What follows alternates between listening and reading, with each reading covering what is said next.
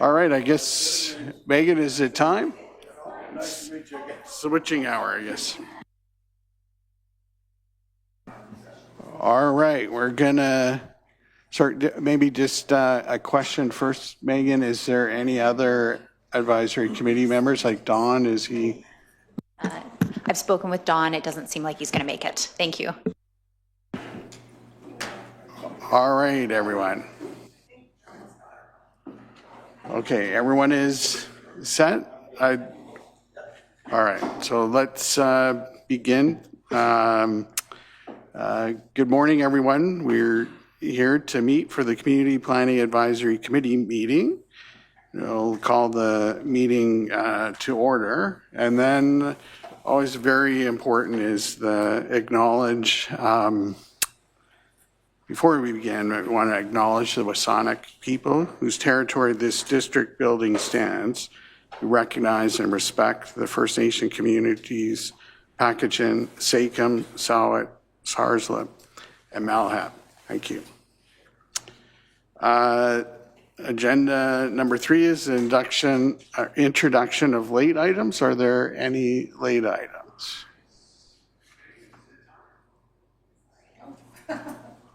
Through the chair, thank you. There are no late items on our end. All right. Thank you, Megan. If I can have a motion to approve the agenda, okay, and seconder, so Joanne, and all in favor. All right, so unanimous. The next one is on the agenda is adoption of minutes from our May 5th meeting, which are on the screen there. And so if I can have a motion to adopt the minutes, and then we'll have a discussion. All right, Joanne, and who seconded? Alan. All right, and let's have, is there any discussion? Does everything look good?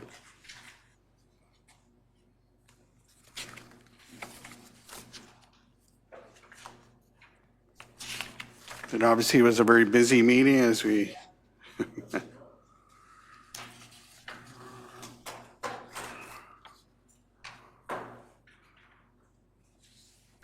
all right, not seeing any hands, so are we all in favor of adopting the minutes? I'm just waiting for Alan and Eric. All right, so that's unanimous. Thank you. Okay, so we're moving on to item 5, which is the reports and council liaison report. And unfortunately, Councillor McConkie was not available.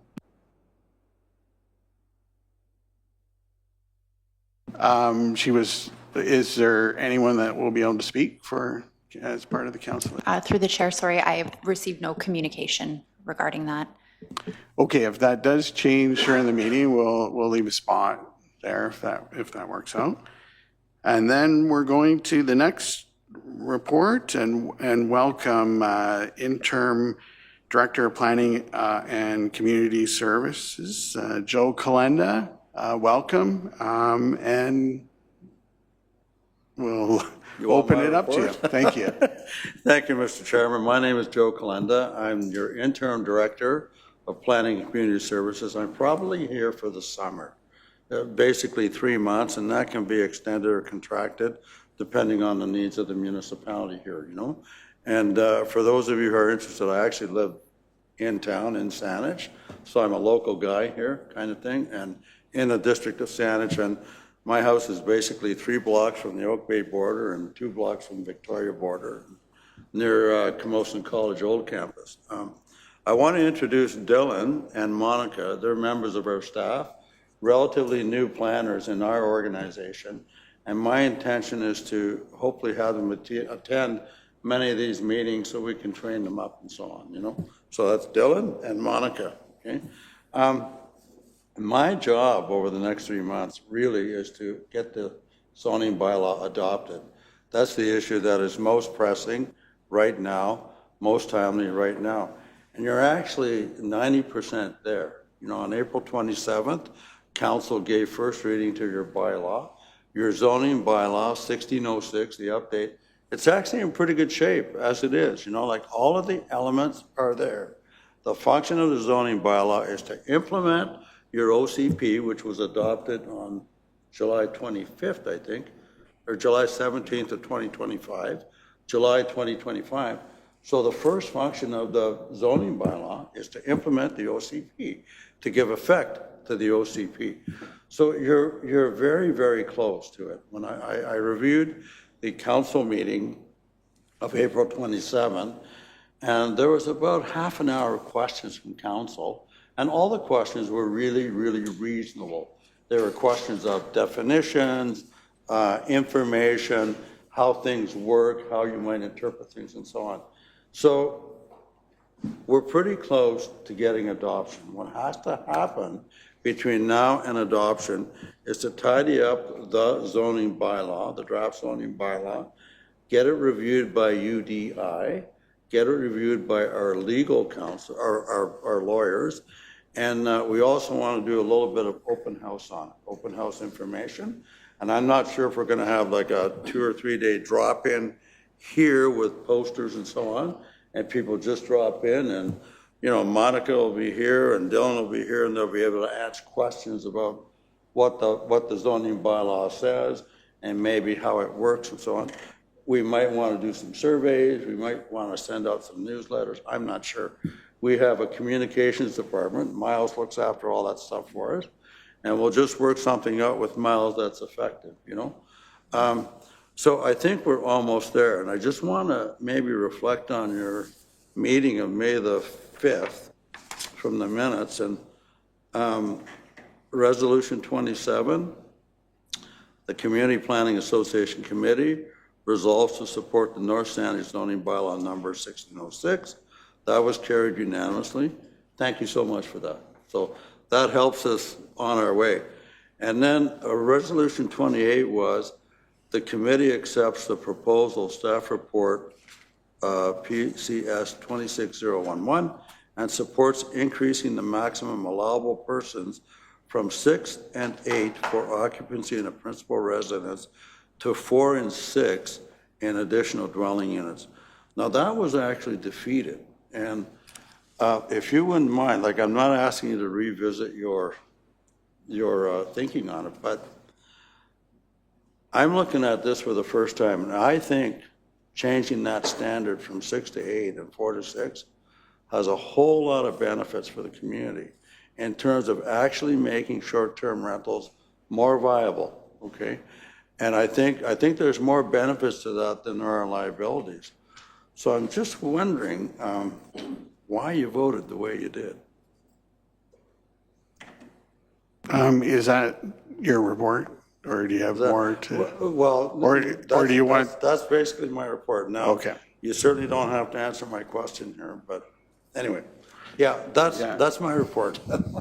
So maybe just a real quick question. So your background in plan, how long have you been in like Victoria? Because I think your background as a planner was mostly in Ontario, wasn't it? But maybe I've got that wrong. Thanks. Yeah, I started as my city planning career in 1975 in Guelph, Ontario.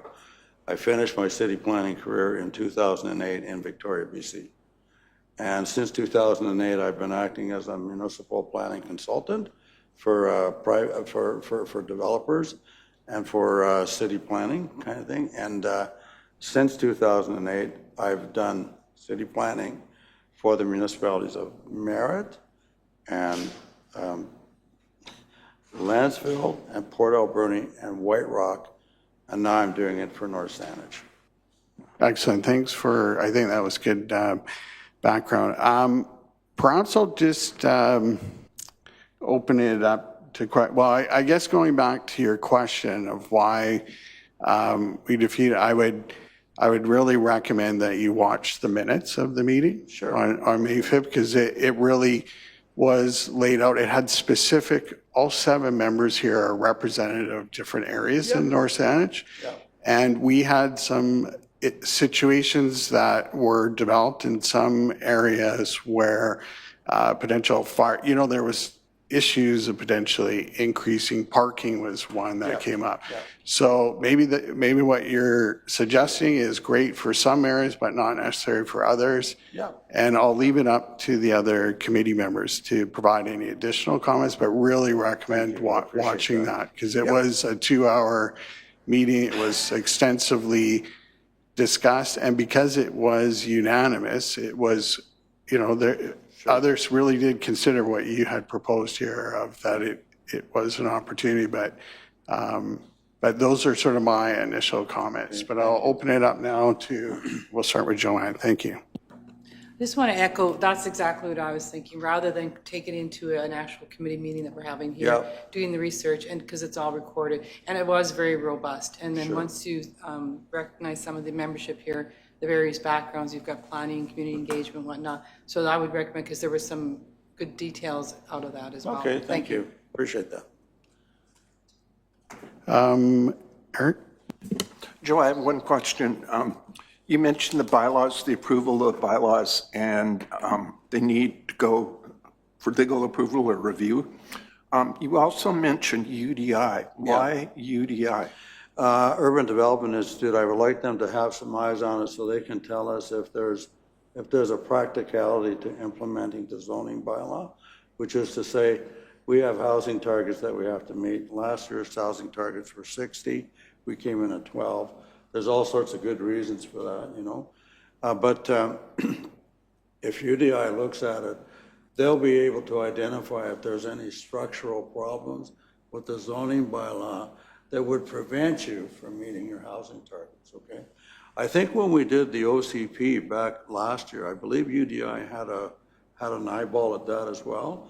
And the benefit in UDI, looking at something like a zoning bylaw or an official community plan, is they're the ones that actually use it from the perspective of implementation, from the perspective of getting stuff built and getting stuff developed.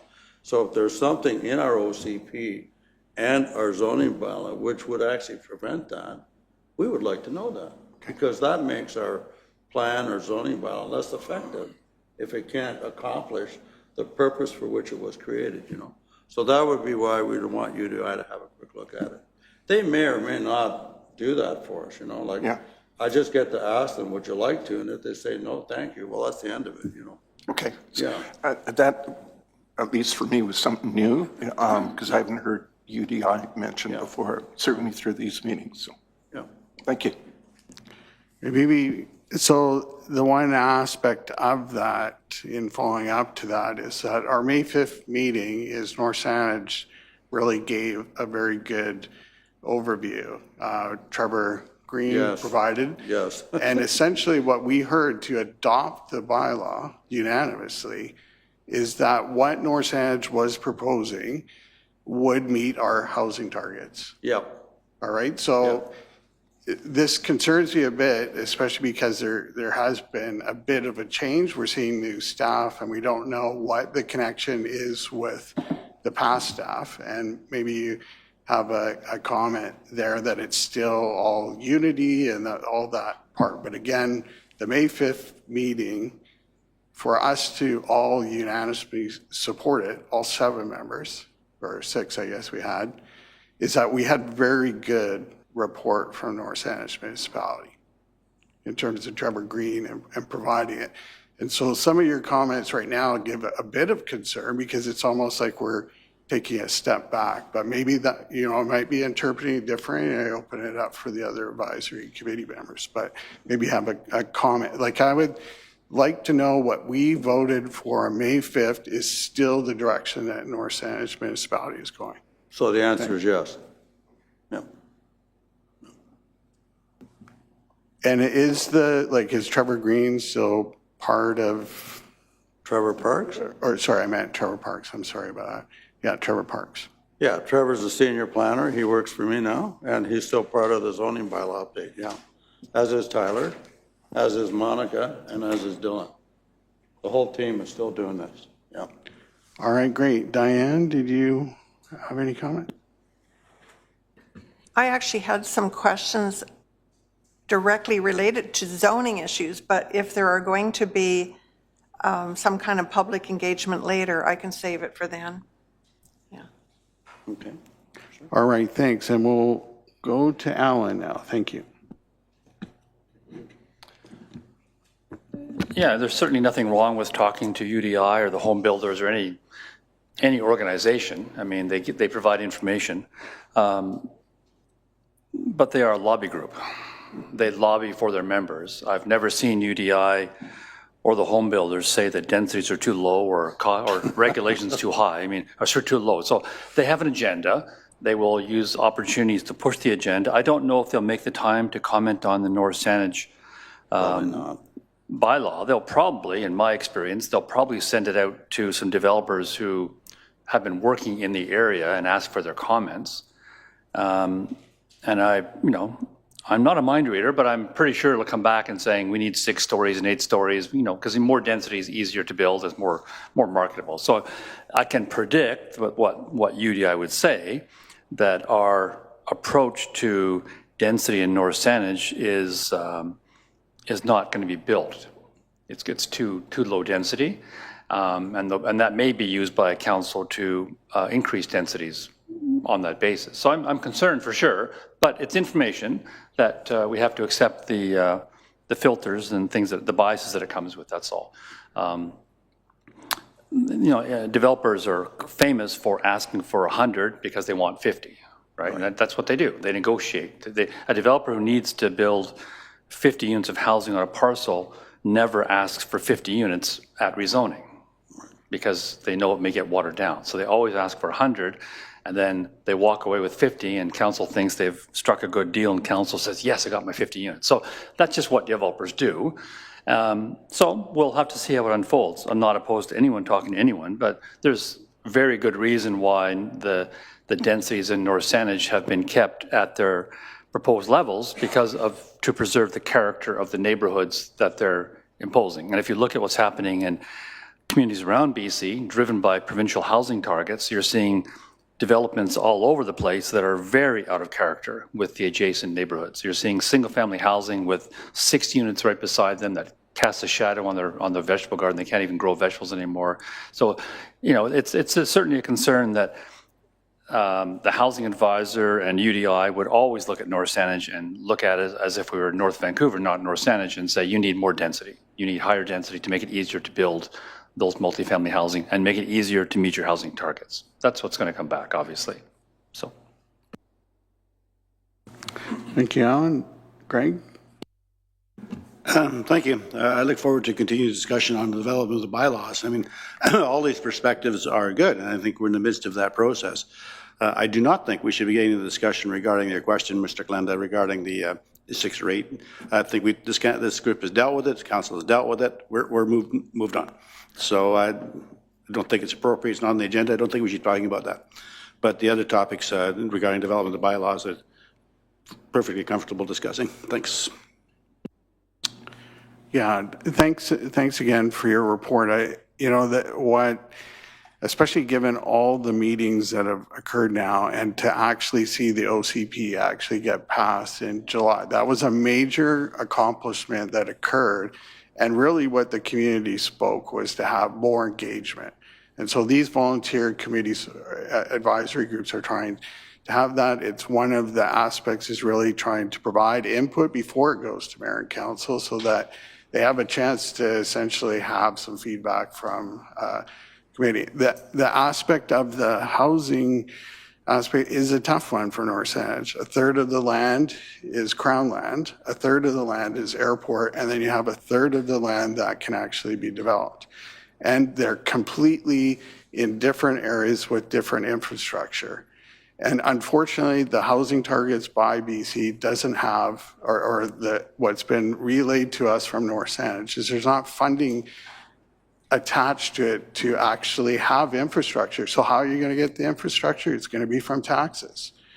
So I just feel that it's important to sort of highlight to the report and all the work that sort of led up to our May 5th meeting and some of the feedback that's coming back. And yeah, so I hope that you'll have that in context, and the new planners that come in, is that the community engagement, the past OCP process failed because the community did not feel engaged enough, and that as volunteers here, that's essentially the messaging that we're trying, and right now it appears that council has definitely been supporting that process. And, you know, for 3 months, we understand the OCP would go through different changes as the zoning bylaw, and there might be amendments, but it generally that this advisory committee really wants to support all the work the community did to get the OCB to it. And so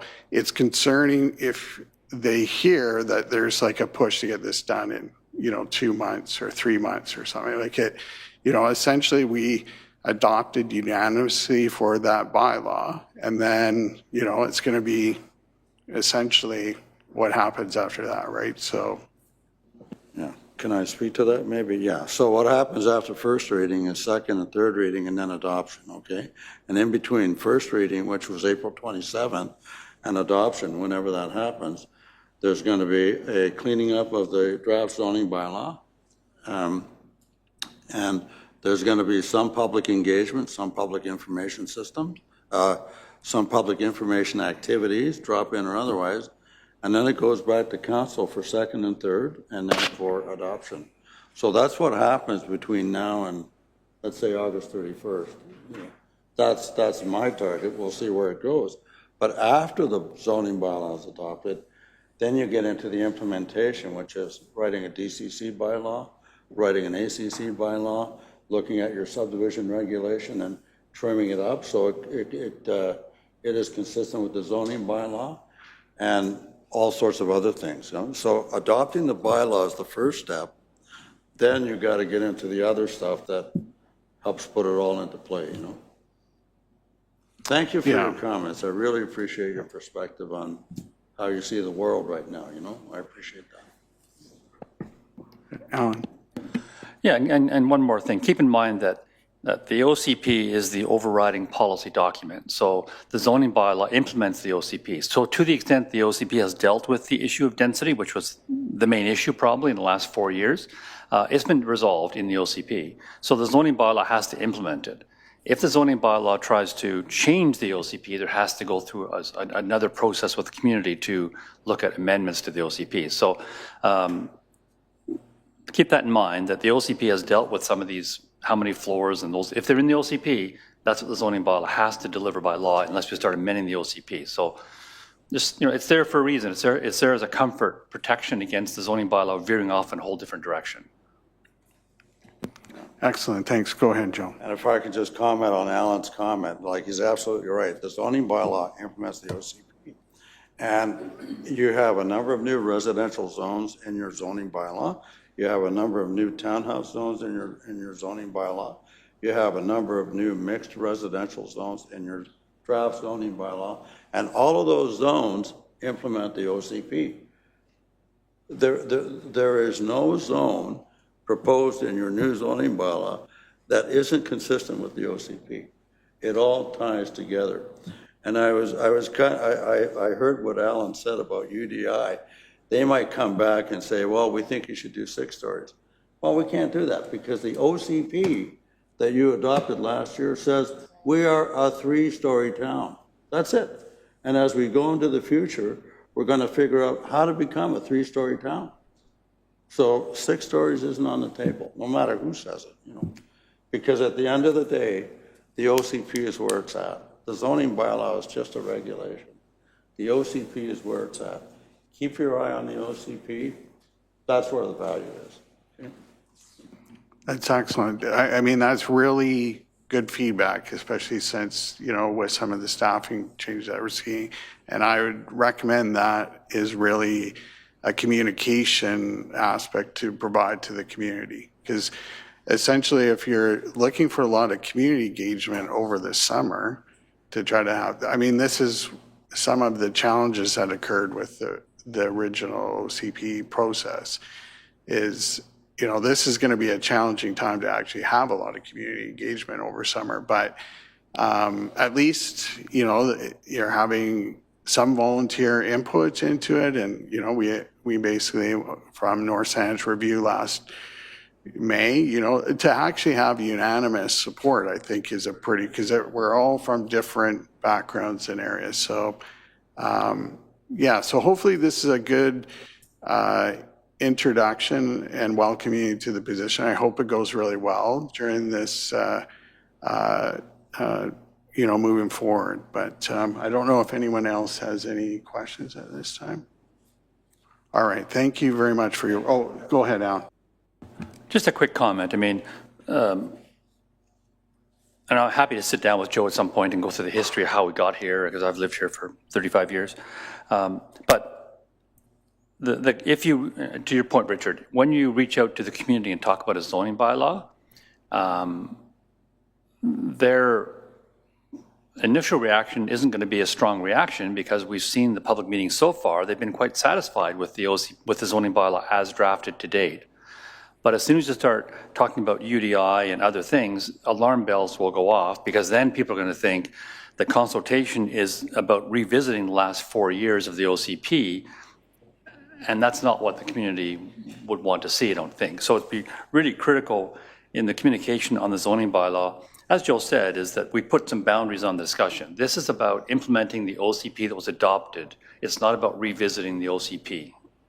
And if that's the discussion, then I think people will then talk about, okay, exactly how do these new zones look? How is that going to fit in with my neighborhood? That's where the discussion needs to happen, not 6-story versus 3-story and those sort of issues that have been resolved over the past 3 years with broad community support. So I think the communications will be critical. And if you don't reinforce that, it's going to get off on the exact track that we did here, which is suspicion about who's trying to change your OCP.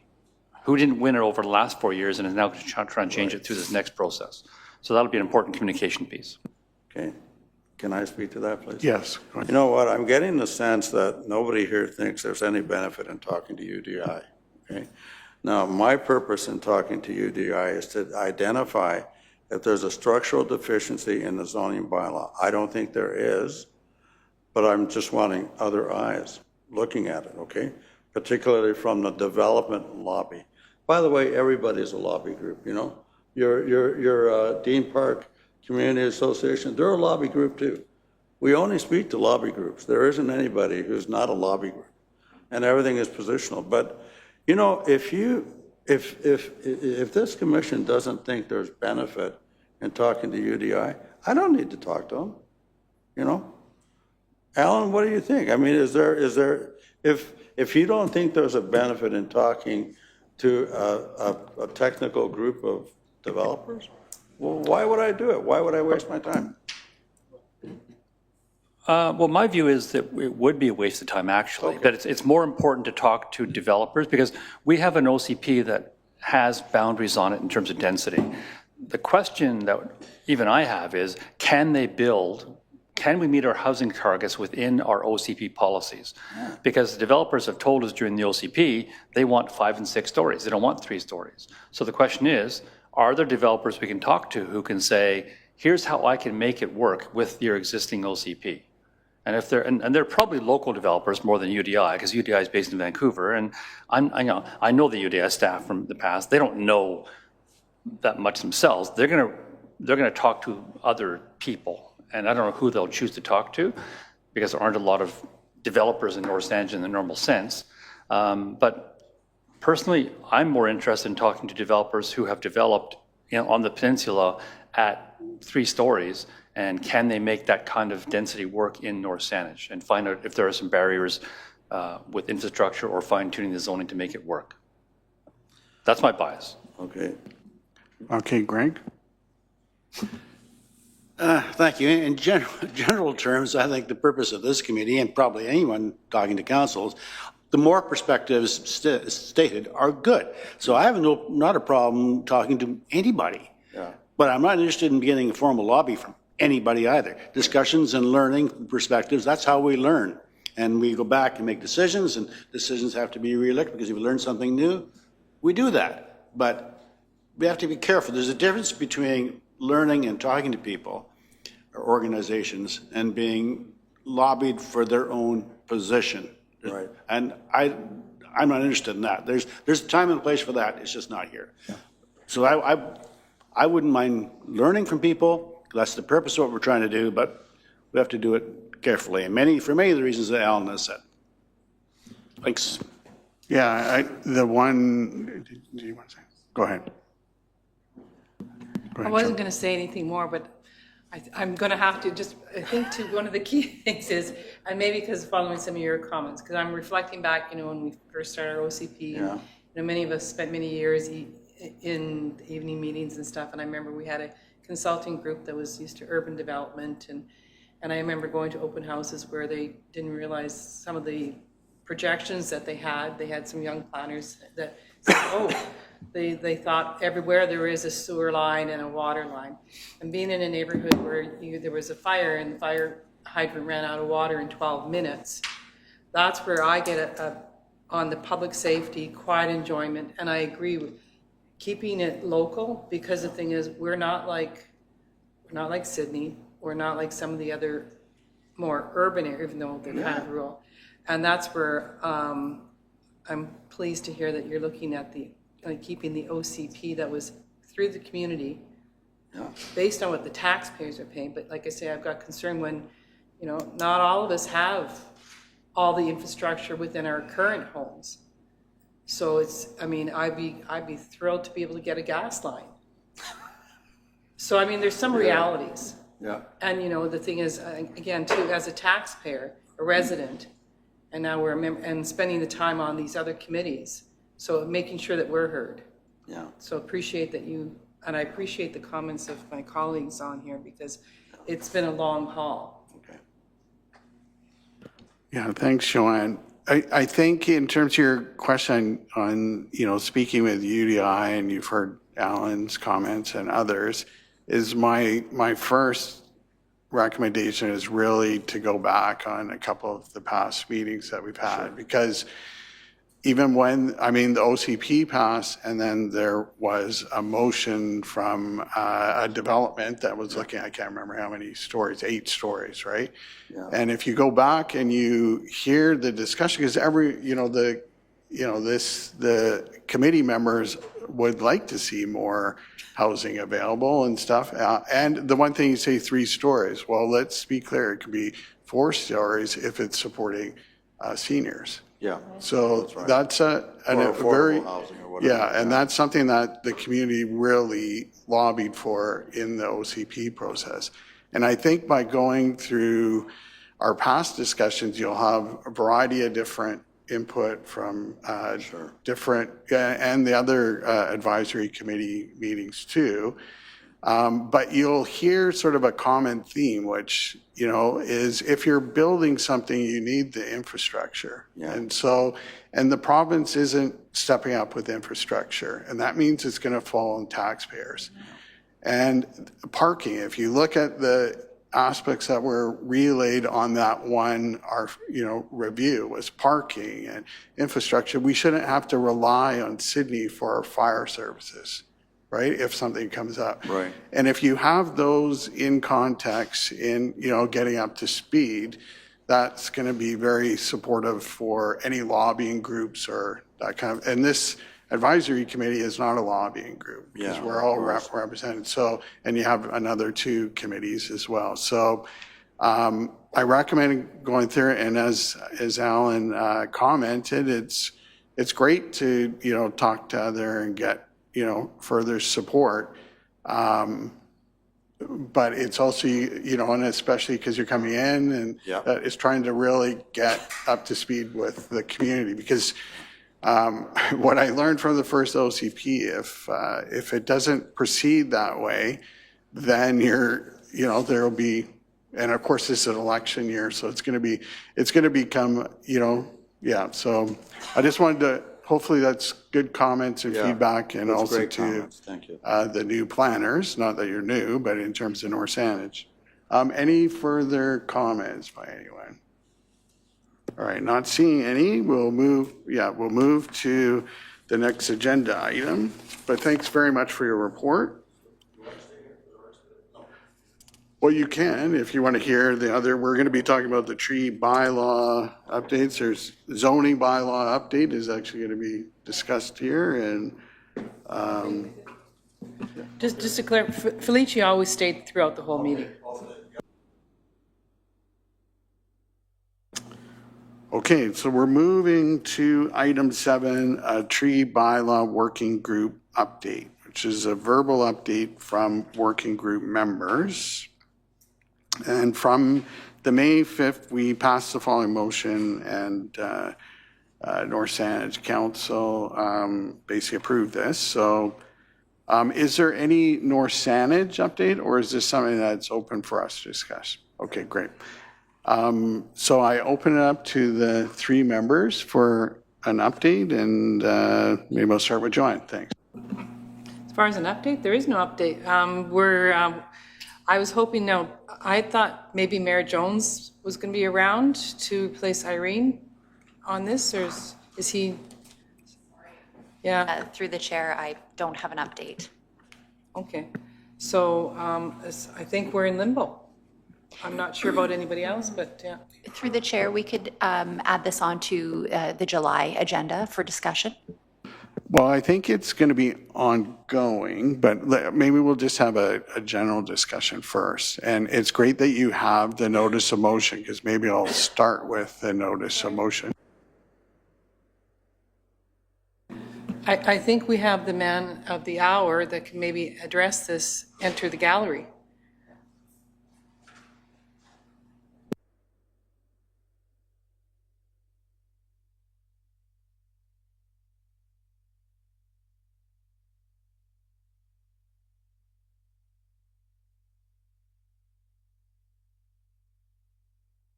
Through the chair, thank you. There are no current updates on the tree bylaw working group. Okay, so how about we just have a quick refresher here. So we have the mayor's motion on April 13th.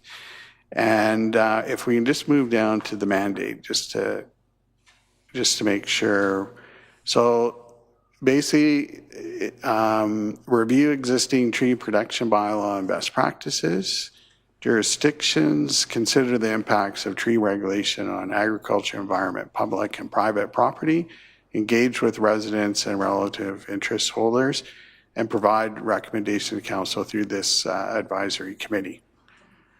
So I just wanted to start with that, because we have done a little bit of work on this, but and the mayor's here, and we'll welcome Mayor. Did you want to provide a quick, I guess one of the quick questions on this is that when this first was, or actually it's in your update, is that the working group report back to council with recommendations by June 30th. If that June 30th is a hard date and the mayor and council are going to just go forward with the tree bylaw and not have input because there hasn't been any meetings yet, but maybe that date, is that a hard date? That would be sort of the first question, because we could make a motion here just because we haven't met yet, or the group hasn't met, but thank you. Is it a hard date? No, but I would like that date to be met, because we're coming into the election period.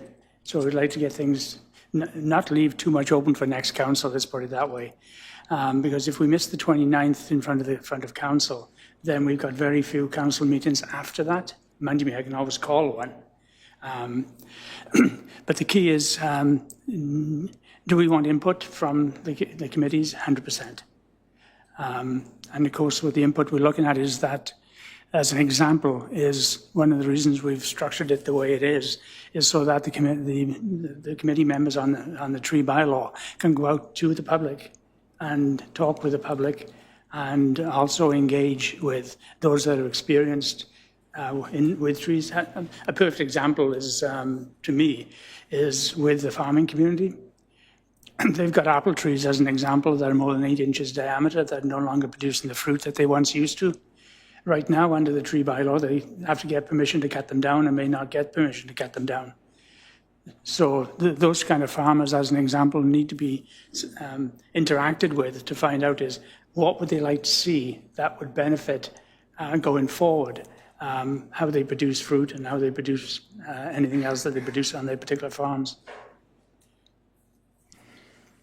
Okay, thank you. Thank you, Mayor. And I think we can have a pretty good discussion on that. So my recommendation is that if June 30th is perhaps still make a motion, maybe at least to give one more month, but I'll listen to the members.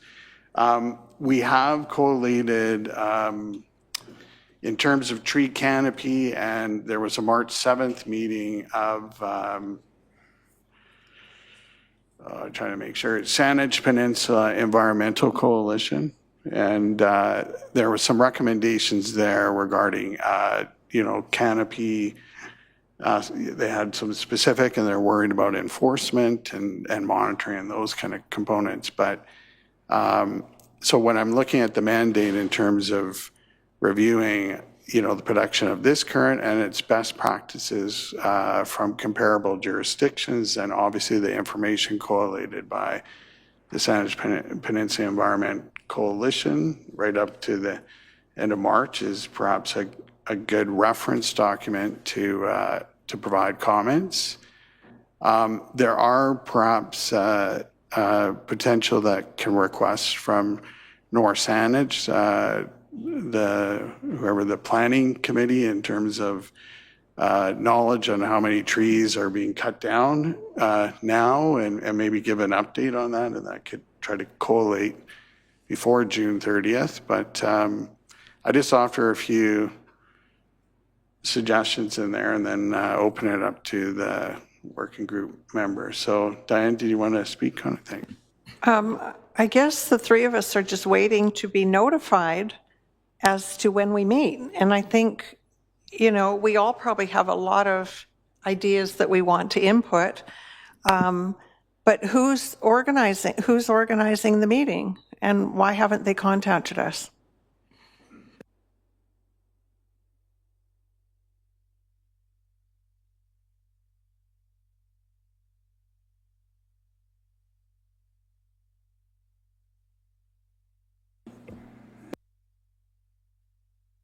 Oh, no? Oh, I didn't know the difference between the green and the red. Right now I'm unaware. I've not been I'm not informed. I will check this afternoon. If I can't get answers for this afternoon, I will keep checking tomorrow. If I don't get answers by tomorrow, then I will step in and I will be more involved in making sure that this gets set up and underway. So what you're saying is there's not a council person per se in charge right now of running this group. Is that what you're saying? That's basically what I'm saying, but now based on what I'm hearing, I will make sure one is allocated. Okay. Thank you. Anything from you, Joanne? Yeah, I just kind of a comment more so than anything, because I did watch the council meeting. I was somewhat disappointed on some of the membership's comments, and I will give you accolades for your support on that, because I know that there was a council member that wanted to know how these community people got, and they wanted to look at resumes, and I kept thinking, well, all our CVs are in this office somewhere. So I was disappointed in that part. But just to go on that, I think you've got people that are more than willing to do this, and just waiting for some form of leadership. And my understanding too is that there was an issue with regards to even getting volunteers from other groups to go on here. So I think the message is, we're here, we're ready. I think some of us has probably even gone out to the community and sought input. So we're ready to go. So that's why the date of, I don't know about everybody else, but the June 30th date is weighing, because you know how you like to meet the deadlines. So the thing is, once you've been assigned something, you think, okay, let's go, but we're waiting for that leadership role.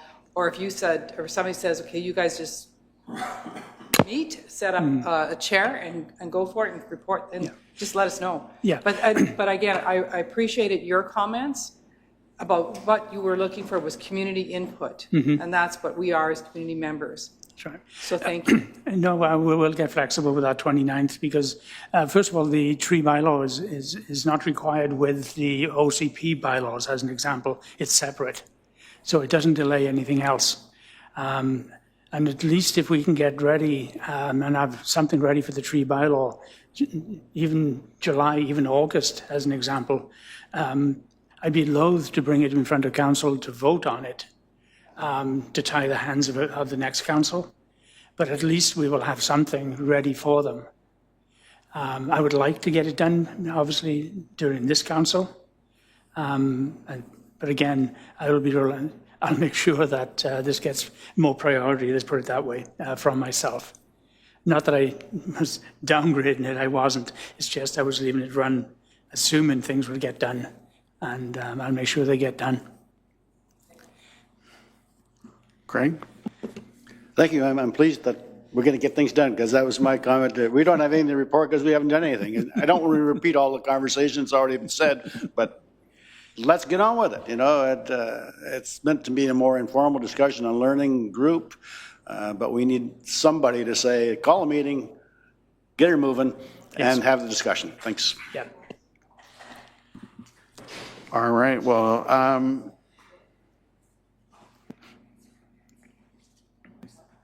so did you have any, so if we can just go back to the mandate, I don't want to move from it yet. So again, a bit concerned on June 30th. We may want to make a motion to recommend at least going to, or yeah, go ahead. So given the discussion, I think it'd be, and I think Mayor Jones said that doesn't sound like the June 30th date is firm from your regards. Therefore, I would suggest that I can make a motion that we extend the date to give the council, the committee, and everyone a chance to create meaningful feedback. So extend it for perhaps the summer. I was thinking the end of August. Given that meeting times often in the summer can be difficult, but would the end of August timeline work for you, or end of July? Well, I would suggest July, and the reason being is I think there's only one council meeting in July and one in August. Okay. Once we get into September, then everyone gets tied up because we're moving right into the election. So my motion would say July 31st then. All right, seconder? Oh, after we do the motion. And seconded from Joanne, and now it's open for discussion. Go ahead, Diane. Through the chair. I kind of think it's premature to worry about the date. I think we should get together first and get an outline of what has to be accomplished. Maybe we can do it by June 30th. And if June 30th means what we come up with is going to pass more likely or carry more weight, then I'm game to put the nose to the grindstone and get it done by the 30th. But I think we need to meet and see what this looks like, see what the amount of work is, kind of come up with a plan, and then if we need more time, come up with that. Because if you push the date out today, everybody's going to relax and it's just going to take longer. That's what happens. I just think we should meet first and then worry about the date. If I may suggest that you stick with a date, it at least is aspirational to say the least. What I will do is I will make sure that a meeting of the tree working group is put together quickly. I will try to do it for next week. If I can't do it for next week, then the following week. Yeah, before we vote on the motion is, again, what's up on the screen of the mandate, those are the four main, well, we actually have three, and then we're providing recommendations, right? And there is a component that may take some time, because and it should be a separate motion, is requesting North Saanich prepare information they have in the past in terms of how many trees have been cut down, permits, trying to get some of that base information. We do not have it, not current. So that may take North Saanich a bit to put it together. So the date we have is July 31st, which I think is reasonable, hopefully. Any other comments from Alan or Eric? All right, so all in favor of the motion of requesting for extension to at least July 31st? No? I buy into Diane's comment, which is meet and talk about it. And I don't see a need to move it now until you start to discuss the work. And so it seems arbitrary to choose a new date right now for me, so. All right, and Eric, did you have any comments? All right, so we have how many in favor?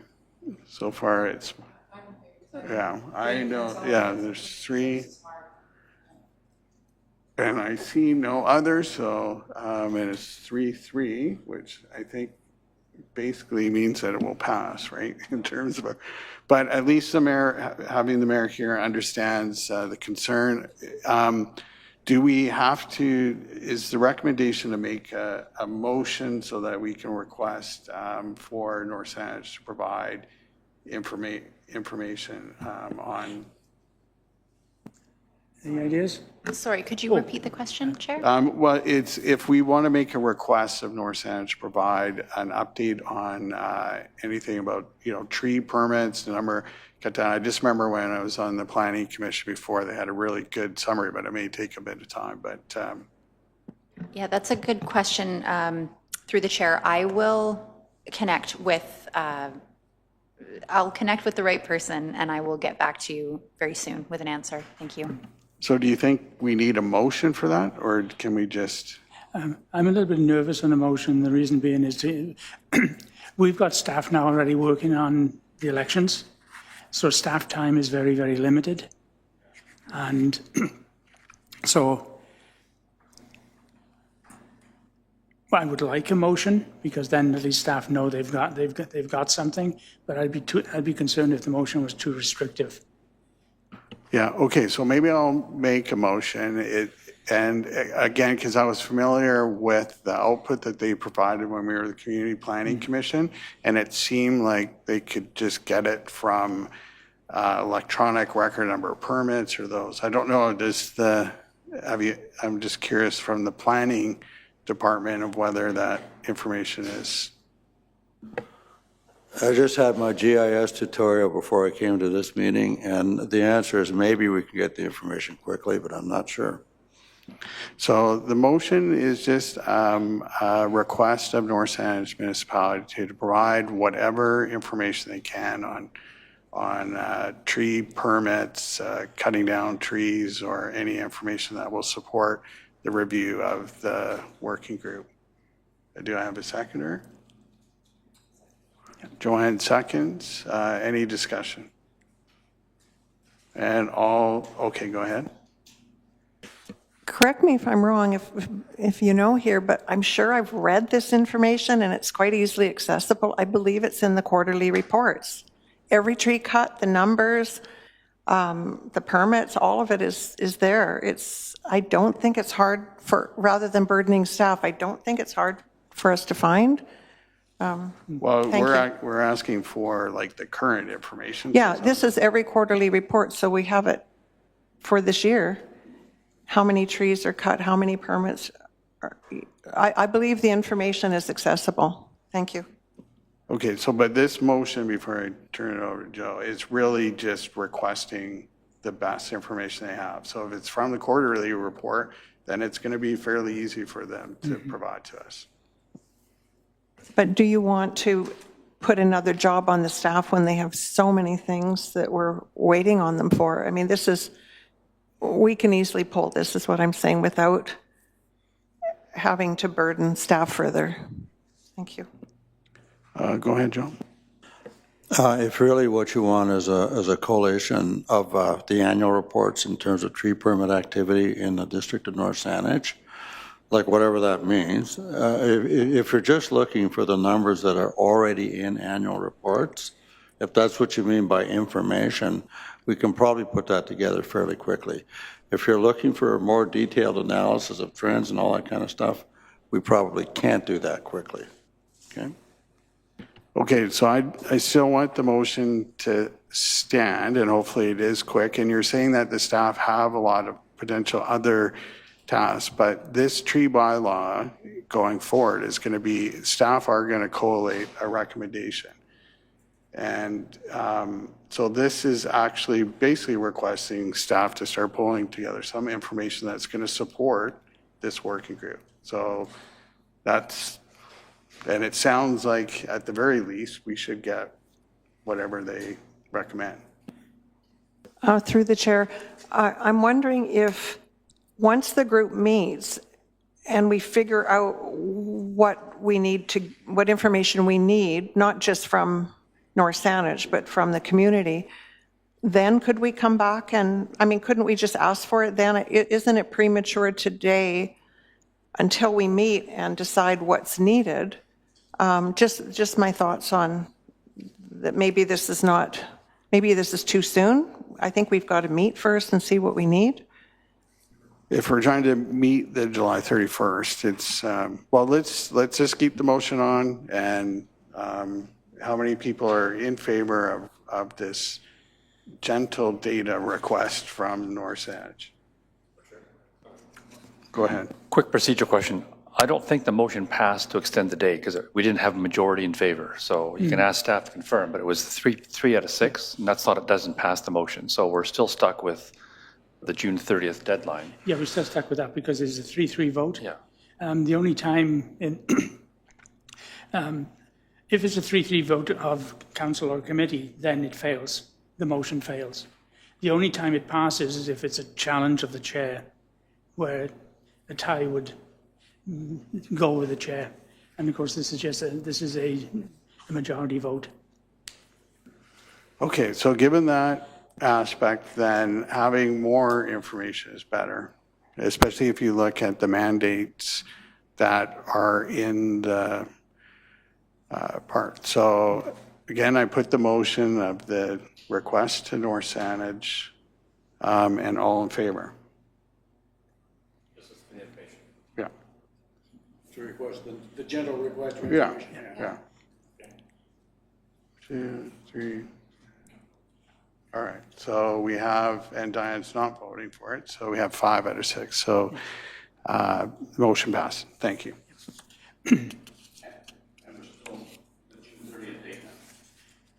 Well, the aspect here is the mayor will have it priority, and perhaps what comes out of that meeting when groups, there might be other avenues.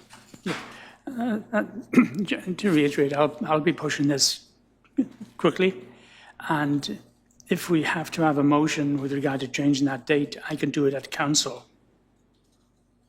which could be next Monday or could be the 29th itself. So we do have flexibility, assuming I can get 4 votes.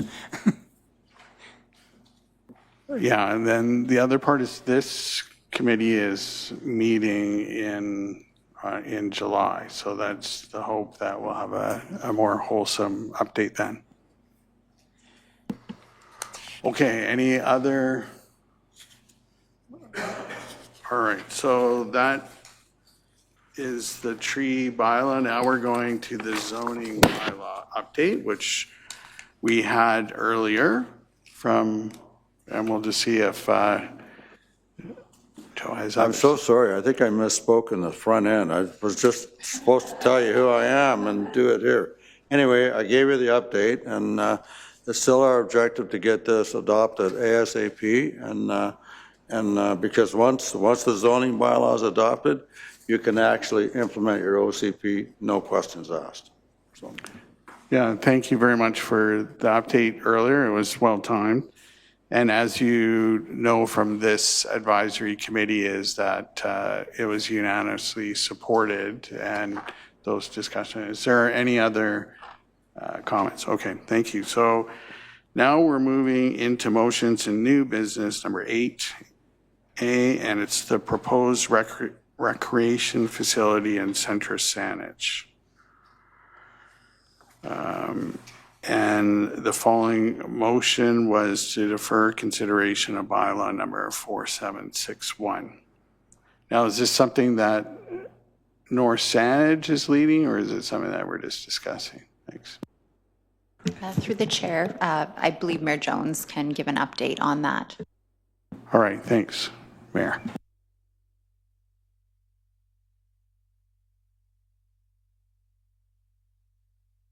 Sorry.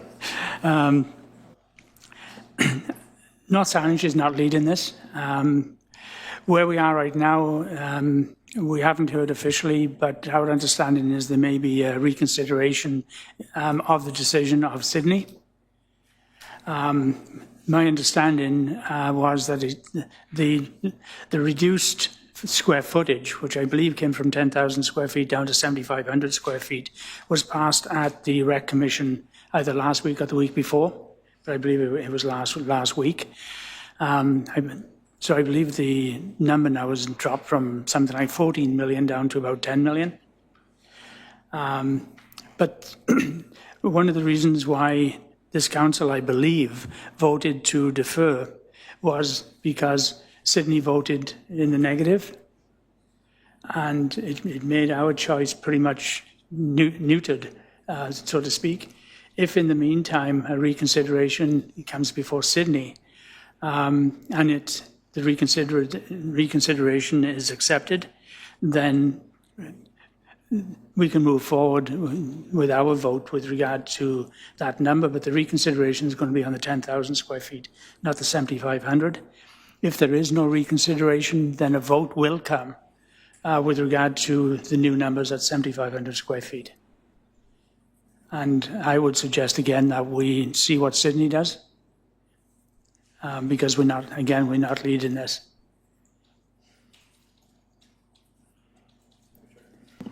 Go ahead. Yeah. It might be useful for the commission as well as staff, just give a very brief history as to how we got here. And there's two elements to it. One is, and why we have Panorama Rec Center is the main hub for recreation in this area. When developers develop land, they're required to dedicate 5% of the land for parkland. But you'll notice in Dean Park, there is no parkland. When they develop Dean Park, the park dedication is the land where Panorama and the school, I believe, sit on. So in a way, the Dean Park residents got shortchanged because they didn't get the community parks and the neighborhood parks that most subdivisions would get. And that land that was park is now a rec center and a school, so there's limited recreation opportunities. But that's why the land, this big flat chunk of land, came to be, and it's used for recreation. At the same time, municipalities can either provide their own recreation or they can jointly provide it, usually under the regional district umbrella. So when Central Saanich and Sydney and North Saanich had discussions 35, 40 years ago about recreation, the three municipalities initially decided to undertake it jointly rather than have their own swimming pool, their own tennis courts, their own arenas. So Panorama Recreation Center was the decision to have a jointly developed recreation facility, and that park land was available because of the Dean Park subdivision. So that's the history how it came there. Then, at the last minute, Central Saanich got cold feet. They backed out of it. So Panorama was built under a joint partnership of North Saanich and Sydney alone. And Central Saanich was not paying for it. Their taxpayers weren't subsidizing it. So for 20-odd years, Sydney and North Saanich taxpayers subsidized Panorama Recreation, but Panorama Recreation was open to the whole peninsula. So Central Saanich, which is 40% of the users, were using Panorama without subsidizing it. So that created a lot of tension between the municipalities. Why aren't you paying for your recreation, or why don't you have your own recreation facilities and stop using ours? And then someone had the bright idea, I think it was actually one of the staff I worked with, to delay registration. So the reason that Central Saanich came into the recreation facility is because they decided to delay hockey registration. So hockey registration may start on September 1st for Sydney and North Saanich residents because they're paying for it. And Central Saanich, if there's space available, your kids can register September or 10 days later or something. Right away, Central Saanich taxpayers said, well, hold on a second. Why aren't my kids getting into hockey? Why aren't my kids getting into swimming? And that raised the discussion again as to, well, because you're not paying for it. Well, why aren't we paying for it? So and then they also at the same time wanted to expand the arena. So the deal became Central Saanich joins Panorama, as they should have done 40 years ago, and build a second arena and fix up the pool. So it explains why the recreation facility is in North Saanich and located where it is. But at the same time, Central Saanich has always been the biggest user, and so over time, they always had the perspective, if we ever have to expand recreation facilities, we'd like some of those facilities to be in Central Saanich, because now we're paying a big chunk of the tax bill for it. So that's kind of why, from a Central Saanich perspective, they would like to see some facilities, if we have to expand, to be located in their municipality and being more central to their residents. That's kind of, so my view of this whole thing is that, yes, our recreation needs on the peninsula are growing over time.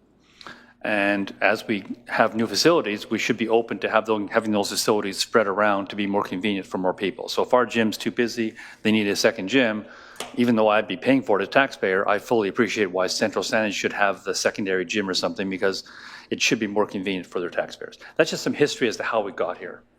And indirectly as to why I would support a new facility in Central Saanich, both to take pressure off our facilities, but also in fairness, because they are 40% of the users and are paying for the recreation facilities. So spreading facilities around seems like a fair thing if we have to have new facilities.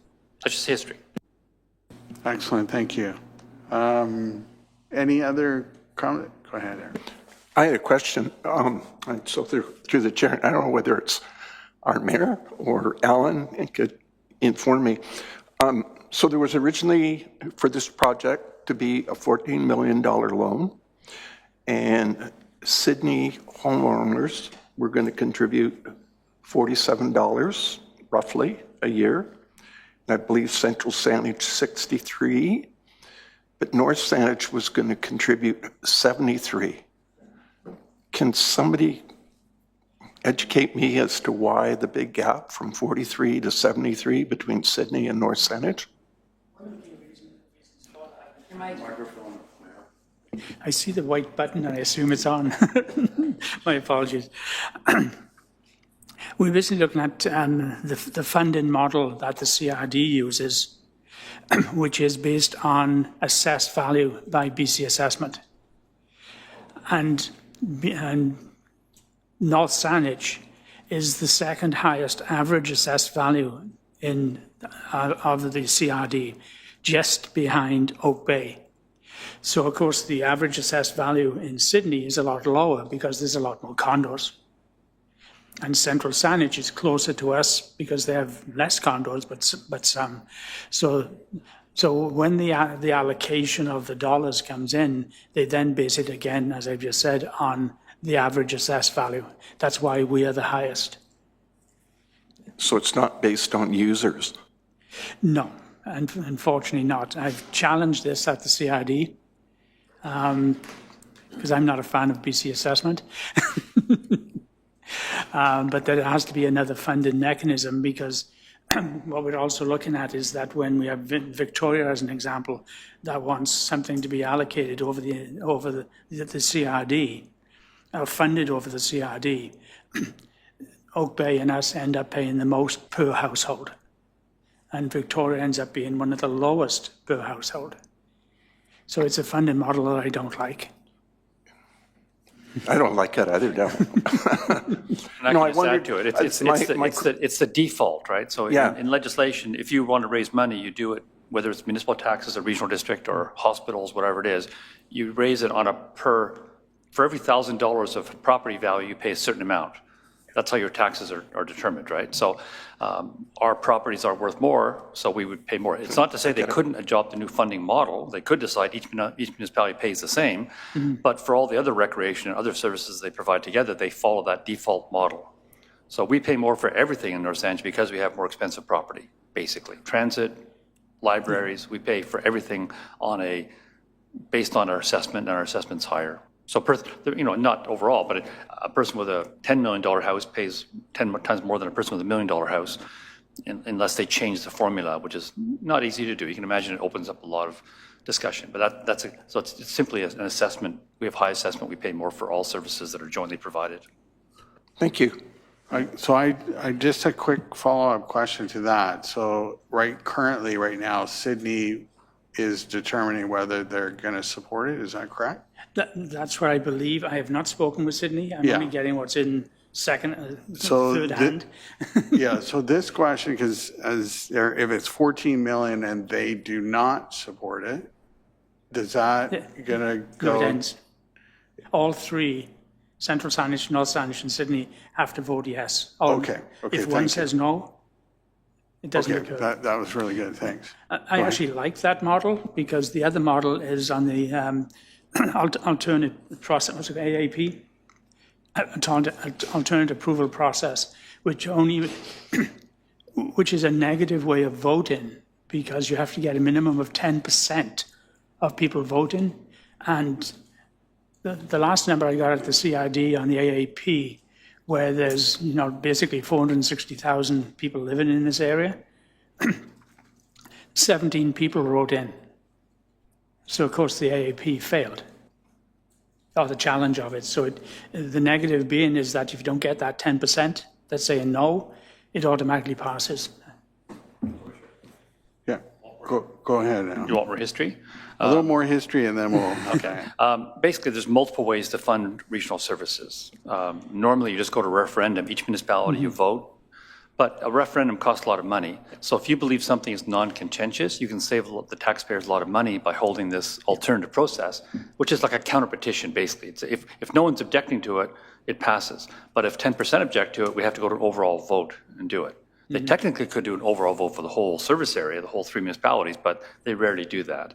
So effectively, we're stuck with, they're basically testing the waters. If there's objection to it, it'll have to go to a full referendum.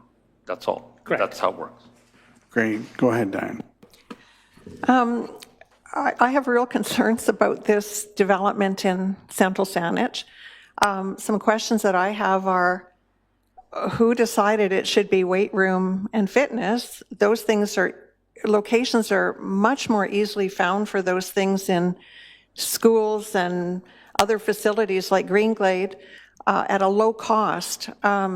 As a pool user, we're desperately in need of a new pool, and that's been brushed right over. That 10 million, 14 million could go a long way toward a pool. I've heard people talk about the arena, but the easiest thing to solve is finding spots for fitness that doesn't need to cost 14 million. Secondly, where's the data on all this? I looked at the needs assessment. I was very dismayed in it. It was absolutely cookie cutter. It was, the data was very poor in it. The questions were not asked that need to be asked. For example, when I attended the Panorama, every time I went, I ran into people from Victoria. So it's being heavily used by municipalities way outside of R3. How do we know this is going to solve the problem by moving things to Central Saanich? Will that free up space for me who lives out in Cloak Hill? I doubt it. Is that money for the municipal hall as well?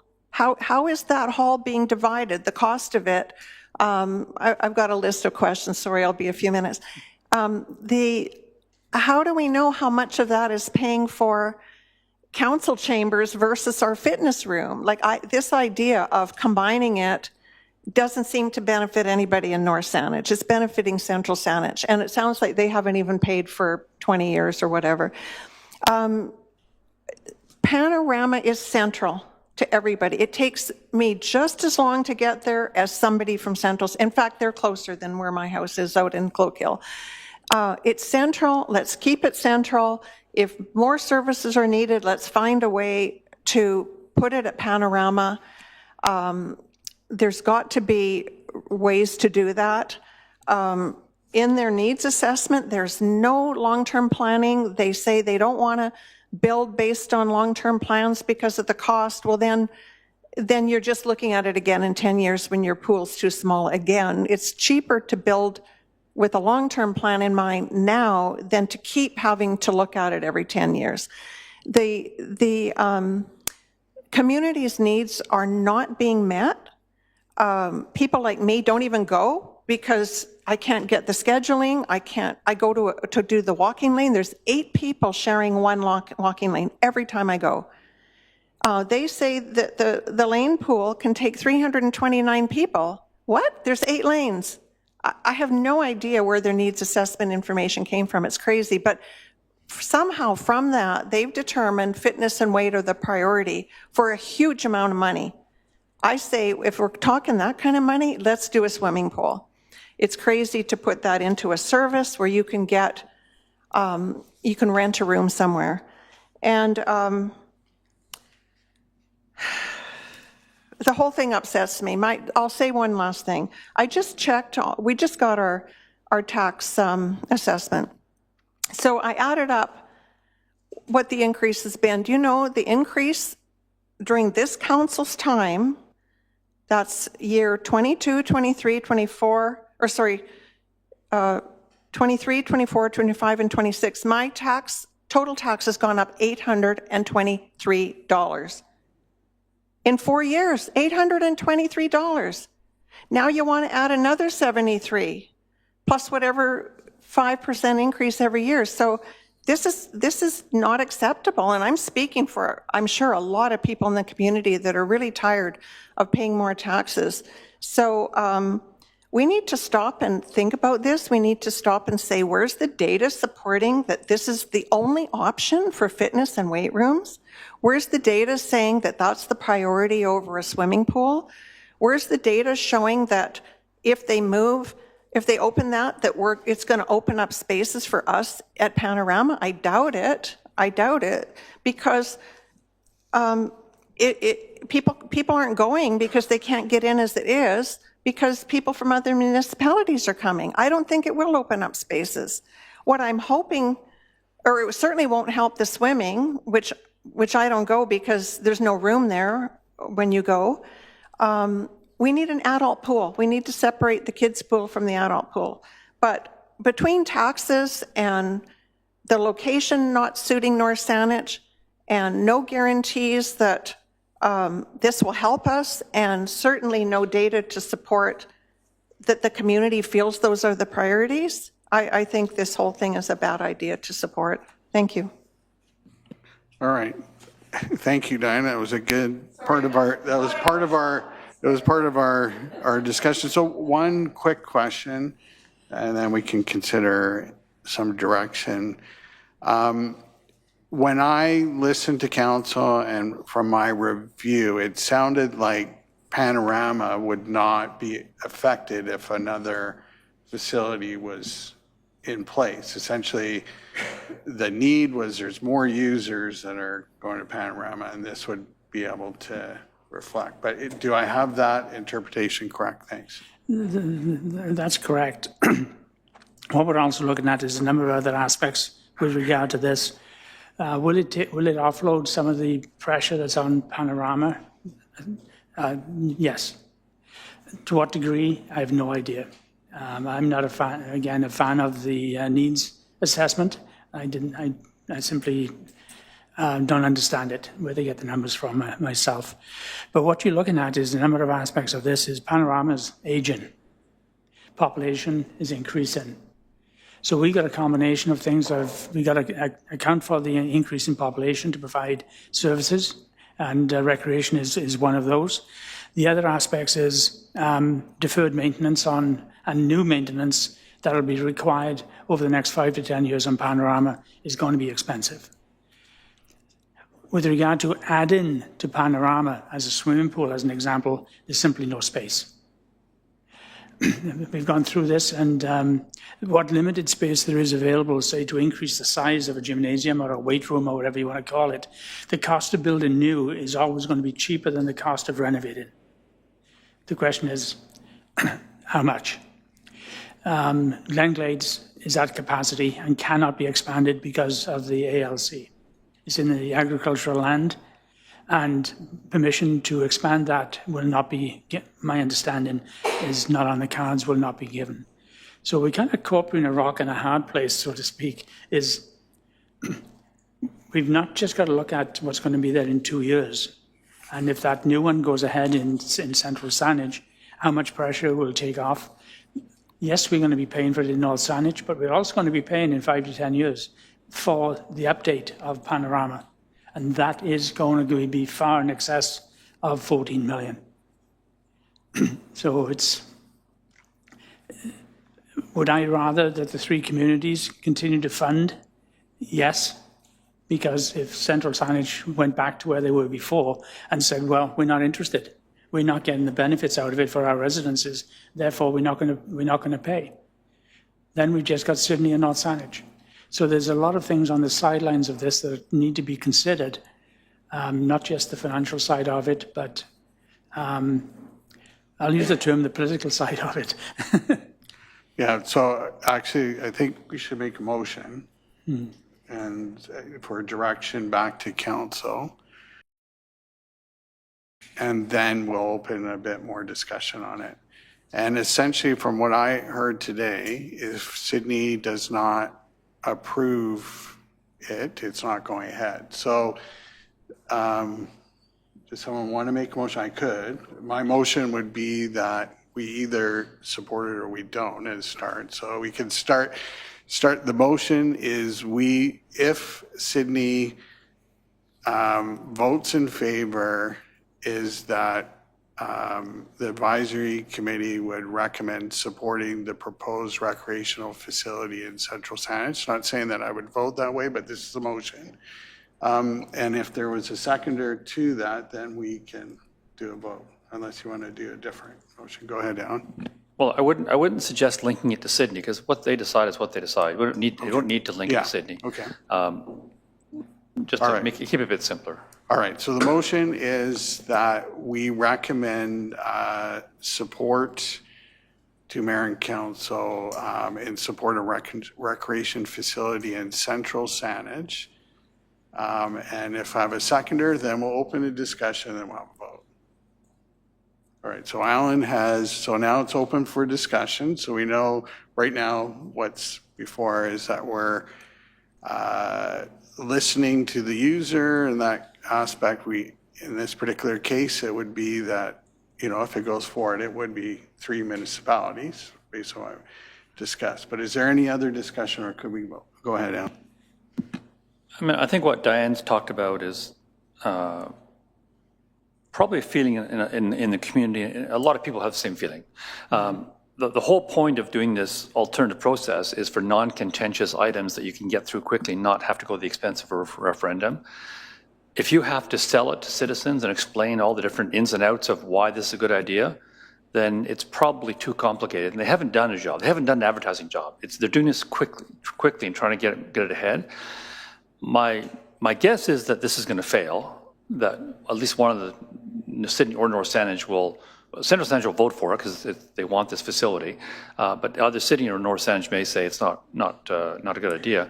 But in general, I would think they've done a poor job of selling it and explaining it, because a lot of Dan's questions would be the same questions my neighbors would have, and I'd have to sit down with them for a coffee and say, well, expanding a pool is a great idea, but it's really expensive and it's never going to happen. You can end up building a brand new pool somewhere else, and it's probably going to be in Central Saanich anyway, so you'll lose your pool. Because pools are heavily subsidized. Whereas when they built the tennis building, they had a 10-year mortgage. It paid for itself in 10 years, and now it subsidizes the rest of the facility. Weight rooms subsidized the rest of the facility. You could build more weight capacity, you bring in more people, you're actually making money. Arenas can break even, but the pool is the biggest draw on the taxpayer. So you really have to go into the details of recreation and understand where the money goes and who's paying. It gets very complicated. But as the mayor also says, we do have a mechanism in legislation, because my staff had to work on it. We do have a no-fault divorce scheme that if Central Saanich isn't happy with recreation, they can go their own way.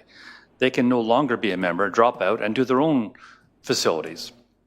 Now, they would have to pay a certain amount to get out, based on if there are mortgages for facilities and that kind of stuff. If they've agreed to expand things, their share of the mortgage would be part of their payment to get out. But in theory, they could go their own way. I don't think they will, because municipalities usually find that to build their own pools, their own facilities, costs way more than joining with others.